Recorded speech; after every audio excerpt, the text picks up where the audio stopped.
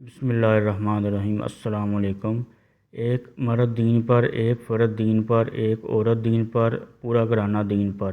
پوچھا گیا کہ اسلام کے مضبوط قلعے کون سے ہیں؟ بتلایا گیا نیک مائیں۔ تب سے غیر مسلموں کا ہدف مسلمان خواتین ہیں۔ جب کہ خواتین نیک ہوتی تھیں تو بچے امام بخاری، صلاح الدین ایوبی اور محمد بن قاسم جیسے پیدا ہوتے تھے۔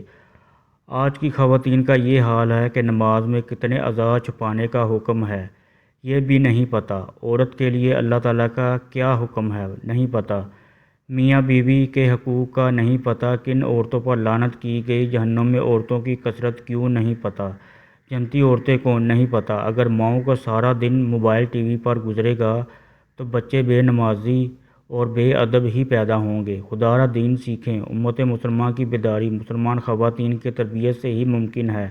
یاد رہے، اسلام کی تعلیمات جس عورت کو سمجھ آ جاتی ہے وہ سادگی اختیار کر لیتی ہے، اور جن خواتین کو اسلام نہیں سکھایا جاتا وہ ماڈرن بن جاتی ہیں اور اپنے گھروں کو برباد کر لیتی ہیں۔ آئیں اپنی بہن بیٹی کو اسلام کی روشنی تعلیمات کے زیور سے آراستہ کریں تاکہ ہم دنیا معزز اور آخرت میں کامیاب ہو سکتے ہیں۔